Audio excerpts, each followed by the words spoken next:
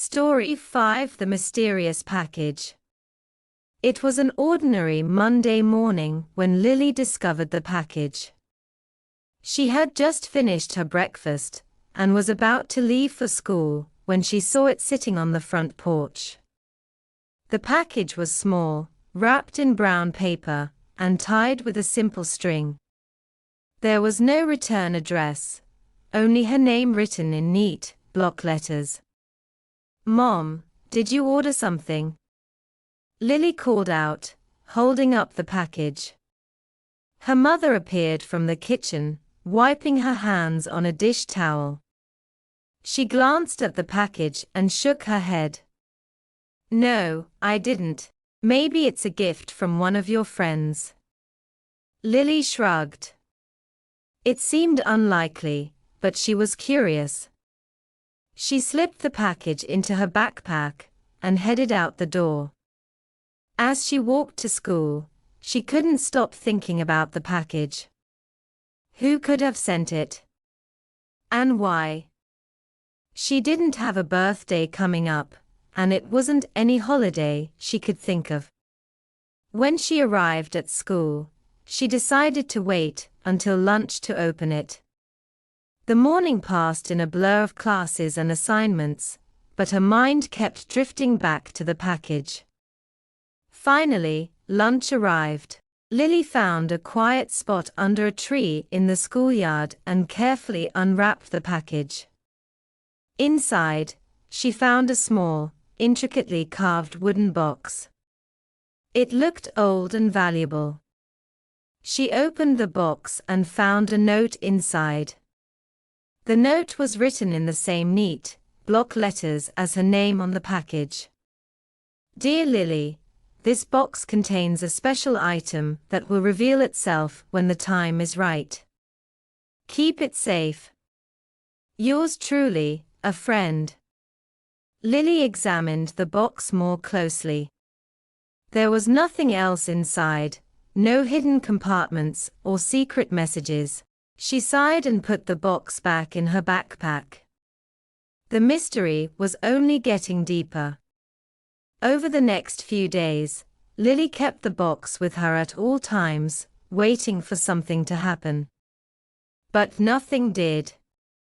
She started to think the note was just a prank, and the box was just an ordinary, if beautiful, trinket.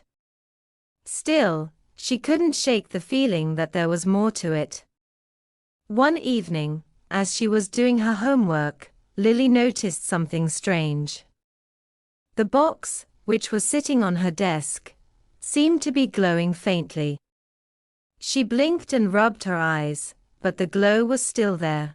She reached out and touched the box. The glow intensified, and she felt a warm, tingling sensation in her fingers. Suddenly, the box opened on its own. Inside, where there had been nothing before, there was now a small, shimmering crystal. Lily picked it up carefully. The crystal was warm to the touch and seemed to pulse with a gentle, rhythmic light. She turned the crystal over in her hand, wondering what it could be. Then, she noticed that the box had another note inside.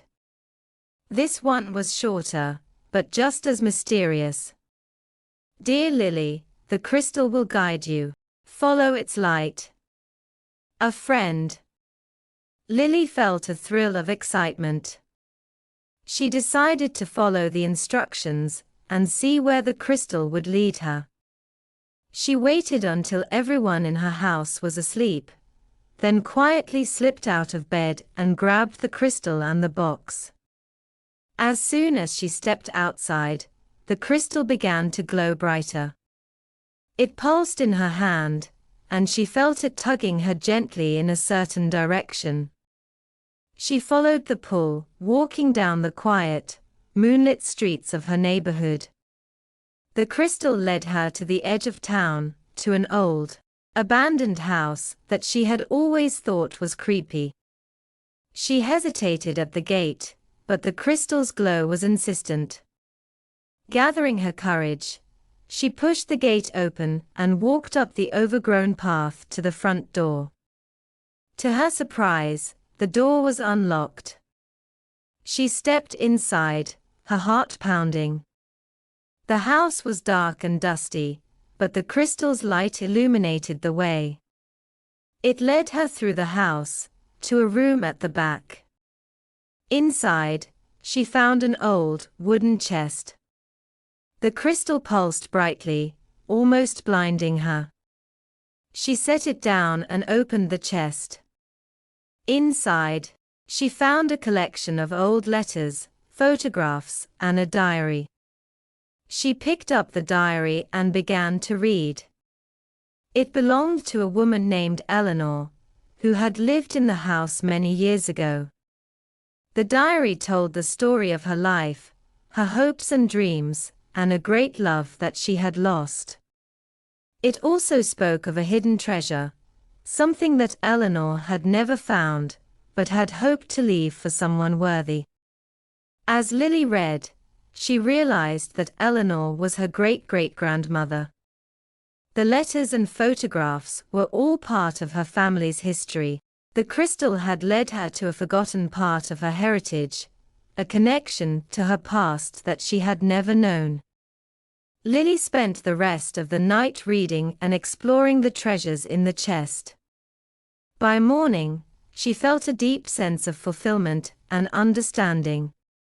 She knew that she had been chosen to uncover this part of her family's history, to keep it alive and pass it on. When she finally returned home, she felt a new sense of purpose. The mysterious package had been the beginning of a journey, one that had led her to discover not only a hidden treasure, but also a deeper connection to her own past. And she knew that, somehow, the mysterious friend who had sent the package had known exactly what she needed. Story 6: Lost in the City. It was supposed to be a fun weekend trip. Mia and her friends had been planning their visit to the city for weeks. They had a list of places they wanted to see: the museum, the famous park, the trendy new cafe everyone was talking about. But things didn't go quite as planned. The day started off well enough. They arrived in the city early, eager to explore. The sun was shining, and the streets were bustling with people. Mia had never seen so many tall buildings in her life. She felt a mix of excitement and nervousness as they navigated the busy streets. Their first stop was the museum. Mia was fascinated by the exhibits, especially the dinosaur bones and the ancient Egyptian artifacts. She could have spent the whole day there, but her friends were eager to move on to the next destination. They left the museum and headed towards the park. The park was beautiful, a green oasis in the middle of the concrete jungle. They found a nice spot to sit and enjoy the sunshine. Mia took out her sketchbook and started drawing the scenery. She loved capturing the world around her with her pencils and paper. Time seemed to fly by as she got lost in her art. "Hey, Mia, we're going to check out the cafe," one of her friends called out. "You coming?" Mia looked up from her sketchbook. She wanted to keep drawing, but she didn't want to miss out on the rest of the day. "I'll catch up with you in a bit," she said. "I just want to finish this sketch." "Okay, don't take too long," her friend replied. Mia nodded and went back to her drawing. She was so engrossed in her work that she didn't notice how much time had passed.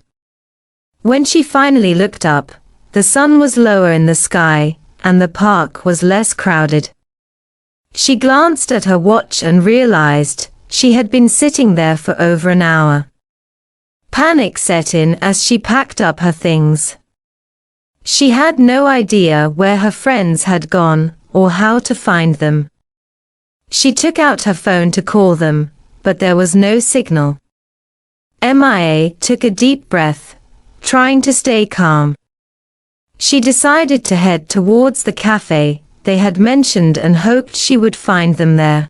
MIA walked quickly through the park, her eyes scanning the crowds for any sign of her friends.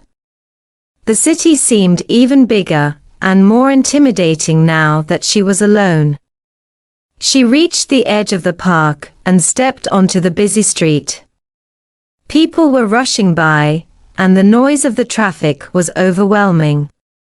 She asked a passerby for directions to the cafe, but they just shrugged and walked away. MIA felt a lump in her throat. She felt so small and lost in the vast city. She kept walking, hoping she was going in the right direction. Every street looked the same, and the tall buildings seemed to tower over her, casting long shadows. After what felt like an eternity, she spotted the cafe. Relief washed over her as she pushed open the door and stepped inside. The place was crowded and noisy, but she didn't see her friends anywhere. She approached the counter and asked the barista if she had seen a group of teenagers come in. The barista shook her head. "Sorry, haven't seen anyone like that." Mia's heart sank. She didn't know what to do. She found an empty table and sat down, trying to gather her thoughts. She felt tears prickling at the corners of her eyes. She didn't want to cry, not here in the middle of the cafe.